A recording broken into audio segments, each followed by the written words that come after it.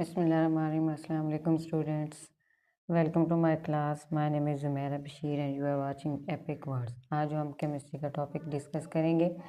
Last time हमने acid और base को डिस्कस किया था, इक्विलिब्रियम कांस्टेंट को डिस्कस किया था। इक्विलिब्रियम कांस्टेंट से रिलेटेड ही ये हमारा टॉपिक है आज का। PH scale. पीएच स्केल क्या होता है? पीएच स्केल को अगर हम डिफाइन करें तो हम इस तरह कर सकते हैं कि pH scale is defined as a logarithmic scale which is used to determine the pH of a solution। यानी वो ये कहता है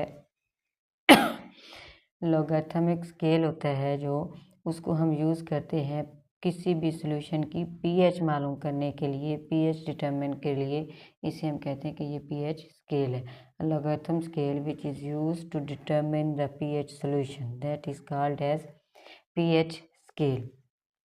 लेट सपोज एक छोटी सी एग्जांपल मैं आपको देती हूँ वाटर की। For example when water dissociate decompose split up into ions H plus and OH negative.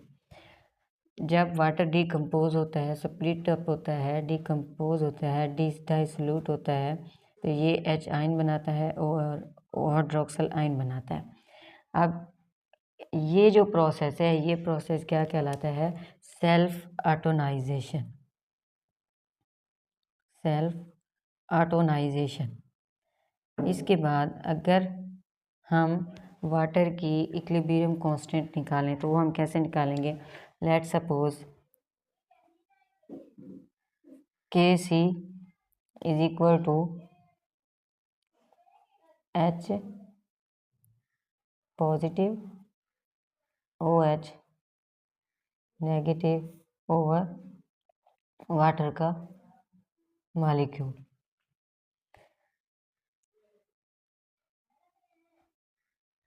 अब ये हमारे पास क्या आ गया? Kc। अब Kc आ गया। Kc हमने ऑलरेडी डिस्कस किया था। इक्विलिब्रियम कांस्टेंट क्या होता है? Product over reactant. अब अगर मैं वाटर को इस साइड पे ले आऊँ, Kc into H2O is equal to H positive and OH negative. Then अब मैं ये कहती हूँ कि वाटर आयोनाइज हुआ, डिकम्पोज हुआ हाइड्रोजन और हाइड्रोक्सिल आयंस में। अब ये वाटर और के इक्विलिब्रियम कांस्टेंट Kc है, इन दोनों को मिला के हमने एक नया कांस्टेंट बनाया और वो नया कांस्टेंट हम किसके नाम से बताएंगे? Kw। यानी वाटर का constant is equal to H positive and OH negative. Kw is equal to क्या आ गया हमारे पास? वाटर का नया कांस्टेंट आ गया H पॉजिटिव और OH नेगेटिव। अब मैं ये कहती हूँ कि ये जो हमारे पास Kc है, Kc और वाटर का कांस्टेंट नया बनाया Kw। अब Kw को जो हमारे पास वैल्यू होती है, ये गिवन होती है, दी हुई है ऑलरेडी हमारी केमिस्ट्री में। 1.0 multiply by 10⁻⁻14 at 25 degree centigrade पे। यानी वाटर का जो Kw की जो इक्विलिब्रियम कांस्टेंट की जो वैल्यू है, Kw यानी वाटर के कांस्टेंट की वैल्यू क्या है? 25 डिग्री सेंटीग्रेड पे जब इसे आयोनाइज करें, डिसोसिएट करें, डिकम्पोज करें तो क्या होता है? वैल्यू जो आती है 1.0 मल्टीप्लाई बाय 10⁻⁻14। अब हम Kw की वैल्यू पुट करेंगे कहाँ? इस Kw में। Kw की वैल्यू पुट करेंगे 1.0 मल्टीप्लाई बाय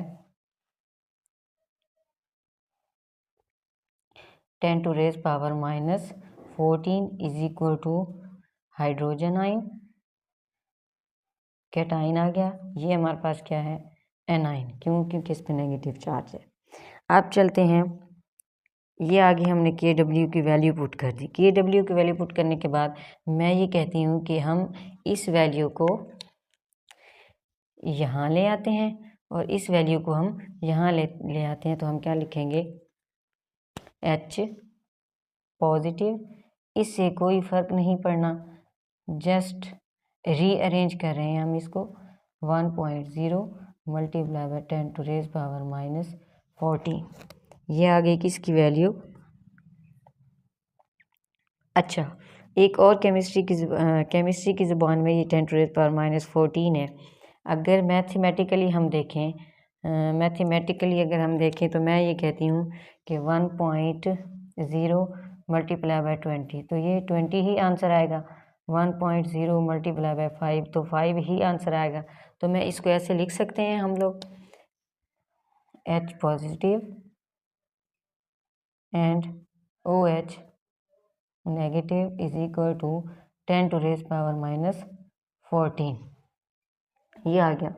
अब इसको हम क्या कहते हैं कि ये हमारे पास इक्वेशन क्या आ गई, 1। ठीक है, इक्वेशन 1 आ गई हमारे पास। अब मैंने ये कहा कि H2O जब आयोनाइज होता है, H2O जब आयोनाइज होता है तो किस में कन्वर्ट होता है, डिकम्पोज होता है, डिसोशिएट होता है हाइड्रोजन आयन और हाइड्रोक्सल आयन में। तो अब जितने ही मोलर कंसंट्रेशन हाइड्रोजन आयन की है उतनी ही मोलर कंसंट्रेशन किसकी है, हाइड्रोक्सल आयन की। तो हम ये कह सकते हैं कि H2O ionise and change into 1 hydrogen ion and 1 hydroxyl ion. तो हम इस तरह इसको लिख सकते हैं, वी कैन से दैट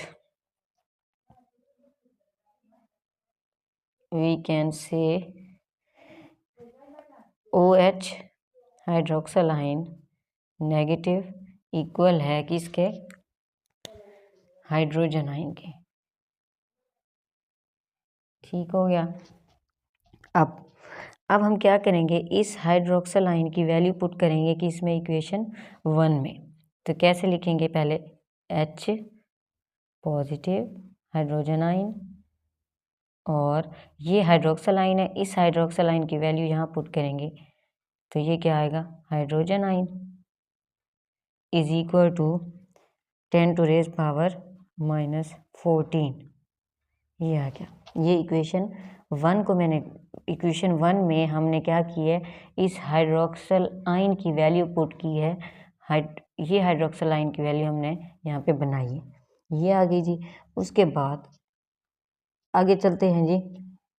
तो ये H और H क्या हो गया, H square is equal to 10 to raise power minus 14। अब मैं ये कहती हूँ कि हमने इसको थोड़ा सा रीअरेंज करते हैं। तो कैसे करेंगे, H का स्क्वायर 10 टू रेज पावर 7 और ये स्क्वायर आ गया। इसको हम इस तरह लिख सकते हैं, 7 2 14, वही चीज़ आ गई वापस। एक्चुअली हम क्या करना चाह रहे हैं, हम इस स्क्वायर को ख़त्म करना चाह रहे हैं, तो इसको खोल के लिखा। अब हम क्या करेंगे, इसका स्क्वायर रूट लेंगे, यहाँ पे लिखेंगे टेकिंग स्क्वायर रूट। अब टेकिंग स्क्वायर रूट लिया तो क्या बना हमारे पास, हाइड्रोजन का स्क्वायर, इसका अंडर रूट लिया हमने is equal to 10 to raise power minus 7, इसका भी अंडर रूट लिया तो क्या हुआ, ये अंडर रूट इस अंडर रूट से कैंसिल, ये अंडर रूट इस अंडर रूट से कैंसिल। तो हमारे पास जो वैल्यू आई हाइड्रोजन की H की, वो क्या आई, H is equal to 10 to raise power minus 7। अब क्या करना है हमने, हम ये चाहते हैं कि एक तो ये जो 7 है, ये 7 यहाँ शिफ्ट हो जाए इस तरह, H is equal to 10 to raise power minus 7। दो हमारे पास मुश्किलात हैं, पहली ये है कि इस 7 को हम चाहते हैं कि वो यहाँ पे आ जाए, और दूसरी मुश्किल ये है कि ये माइनस जो है ये माइनस ख़त्म हो जाए। तो हम क्या करते हैं कि मैथमेटिकली एक फार्मूला है हमारे पास, आपने 10th में और 9th में पढ़ा होगा। हम अगर लॉग लिखें, लॉग x की 3, इसको अगर हम सॉर्ट आउट करें तो ये ऐसे आएगा log 3x। तो यही अब फॉर्मूला हमने कहाँ पुट करना है, इस इक्वेशन में। तो यहाँ पे लिखते हैं हम जी log x3। अब इसको मैं अगर रीअरेंज करूँ 3 log x आ गया। अब चलते हैं इसमें क्या करते हैं, दोनों तरफ से हमने log लेना है। एक और चीज़ आपको बताऊं, negative logarithm of molar concentration of hydrogen ion. अच्छा जी, अब हमने क्या लिखना है, माइनस log h